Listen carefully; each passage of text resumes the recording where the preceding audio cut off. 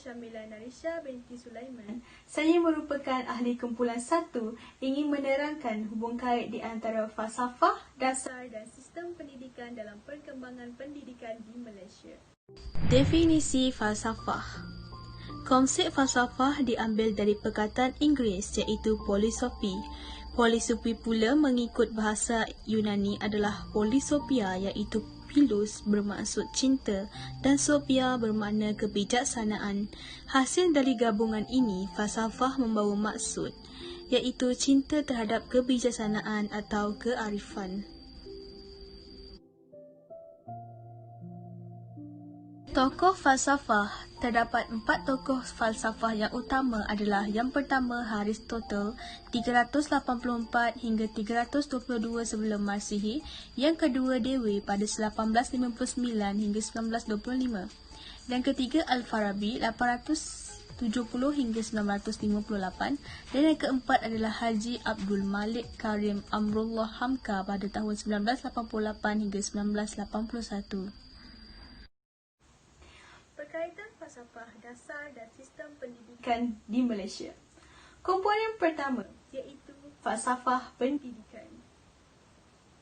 falsafah merupakan hasil pemikiran, pertimbangan berbagai Soalan dari pelbagai sudut serta melihat gambaran besar yang menyentuh persoalan, iaitu sebagai contohnya falsafah pendidikan kebangsaan. FBK.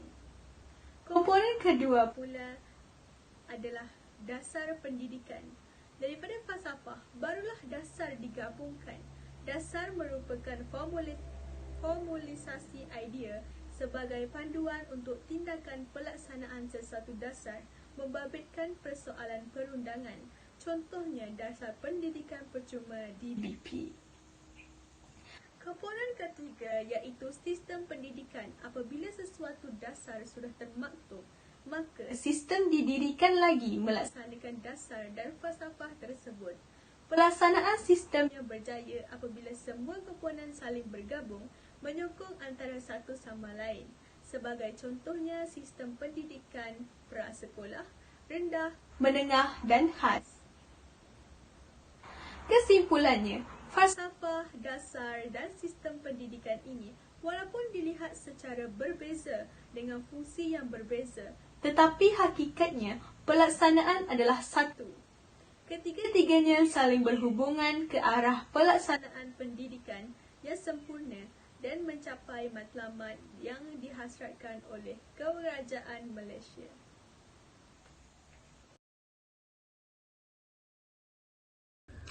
Saya Amy Mariam Kariso, pemegang nombor matrik D202011093107, dan hari ini saya akan meneruskan penerangan di bawah tajuk pengenalan kepada pendidikan, falsafah, dasar dan juga pembangunan, iaitu fungsi dan implikasi falsafah terhadap perkembangan pendidikan. Baiklah, terdapat iaitu 5 fungsi falsafah terhadap perkembangan pendidikan, iaitu yang pertama, ketepatan makna pendidikan, yang kedua, menentukan matlamat ataupun hala tuju pendidikan, yang ketiga, kebermaknaan hasil pendidikan, yang keempat, penambahbaikan pendidikan, dan juga yang terakhir, menetapkan proses pendidikan. Baiklah, kita mulakan dengan fungsi dan juga implikasi yang pertama, iaitu ketepatan makna pendidikan. Membina makna pendidikan itu sendiri adalah kerja-kerja falsafah untuk membezakannya dengan makna-makna yang lain dengan mengambil kira cabang-cabang seperti metafizik, epistemologi, aksiologi dan juga logik. Setiap cabang ini memberi pengertian yang tersendiri, di mana metafizik ini memberi pengertian mengenai ketuhanan, realiti dan juga kesejagatan. Epistemologi pula berkaitan perihal nilai dan juga pengetahuan.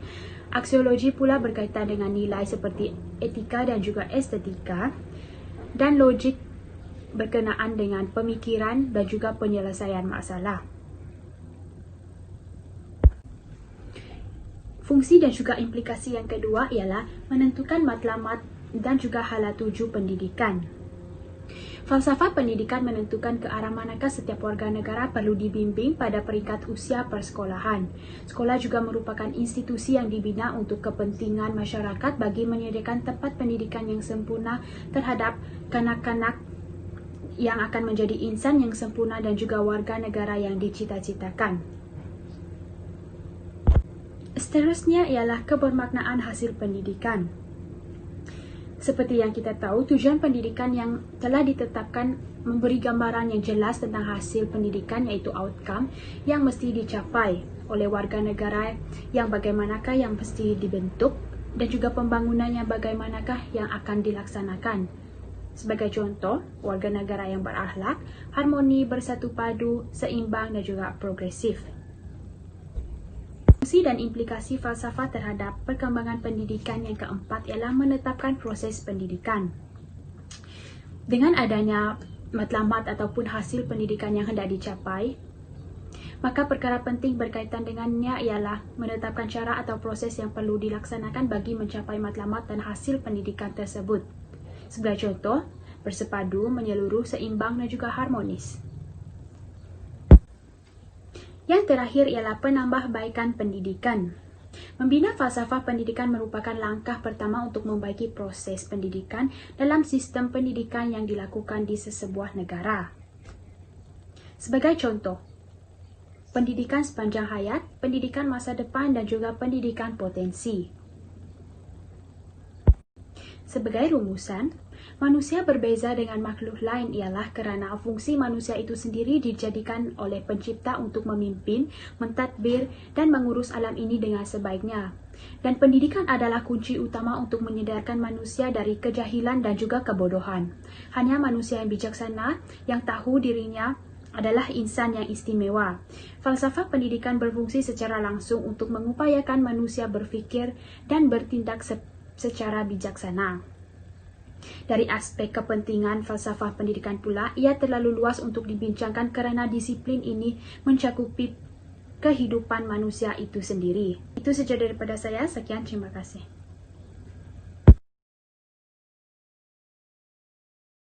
Seterusnya adalah tajuk pengaruh pendidikan terhadap pembangunan insan dan pembangunan negara.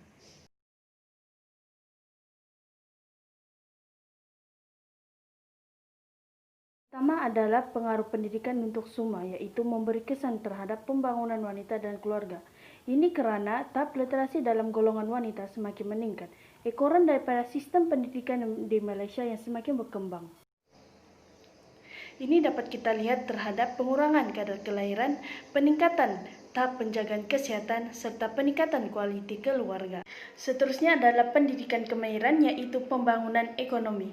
Melalui pendidikan kemahiran ini, negara dapat melahirkan rakyat yang berasaskan kepada teknologi kini. Ini sekaligus dapat membantu negara meningkatkan produktiviti dalam penghasilan hasil ekonomi negara.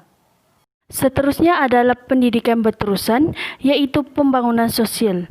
Pembangunan sosial amatlah penting dalam pembangunan keluarga, masyarakat dan negara. Melalui pendidikan berterusan ini, mewujudkan kesedaran dan dapat memupuk keharmonian dan kesejahteraan dalam kehidupan seharian masyarakat. Seterusnya adalah pendidikan agama, iaitu pembangunan agama.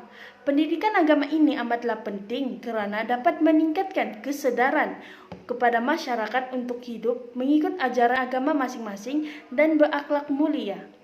Seterusnya adalah pendidikan sukan, iaitu pembangunan sukan. Dalam pendidikan jasmani dan sukan di sekolah, ia dapat memupuk minat para pelajar untuk melibatkan diri dalam aktiviti yang dianjurkan oleh pihak sekolah ataupun pihak luar. Ini sekaligus dapat mengharumkan nama sekolah, negara di peringkat antarabangsa. Seterusnya adalah pendidikan STEM, iaitu pembangunan sains dan teknologi. Pendidikan STEM merupakan singkatan daripada sains, matematik, kejuruteraan dan juga teknologi. Pendidikan STEM amatlah penting dalam pembangunan sains dan teknologi kerana ia mempunyai peranan yang amat penting dalam pertumbuhan sesebuah negara itu. Dengan penggunaan teknologi ini, ia dapat mengurangkan ketidakseimbangan pendapatan dan dapat meningkatkan produktiviti dari segi kualiti, kuantiti dan sebagainya. Saya teruskan pembentangan kumpulan kami dengan impak pembangunan negara terhadap perkembangan pendidikan di Malaysia. Merubah struktur pendidikan negara ke arah yang lebih sistematik. Jadi, sistem pendidikan yang berbentuk rigid atau berpusat yang kebiasaannya menggunakan bahan konkret semata-mata tidak lagi digunakan.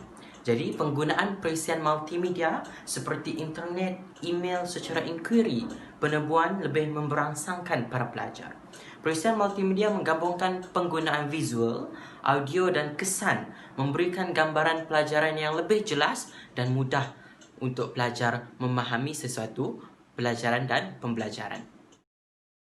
Kemudahan kepada golongan orang kurang upaya OKU dalam pendidikan. Jadi, pendidikan juga memberi peluang dan hak sama rata untuk kepada golongan orang kurang upaya untuk mendapatkan akses pendidikan. Ia juga mengelakkan diskriminasi daripada insan normal.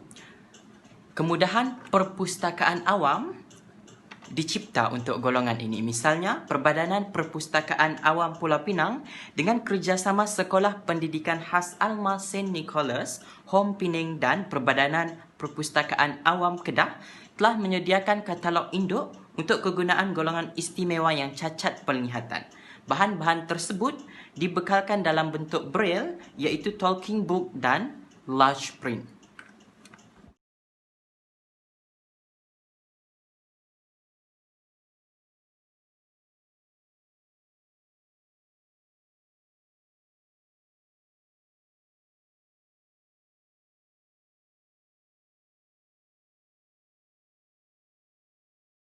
Itu peminggiran bahasa Melayu. Pembangunan negara telah memberi impak kepada penggunaan bahasa Melayu. Hal ini dikatakan demikian kerana kemudahan untuk mengakses pelbagai maklumat hanya berada di hujung jari.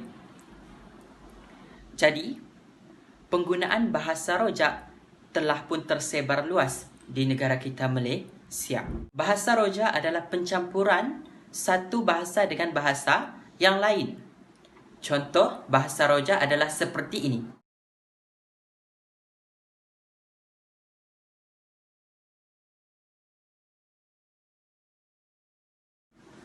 Jadi di sini penggunaan bahasa rojak yang telah pun ada di Malaysia adalah salah satu impak pembangunan negara terhadap pendidikan. Jadi bahasa Melayu telah tercemar kerana pembangunan negara ataupun peredaran masa yang semakin terarah kepada kemajuan.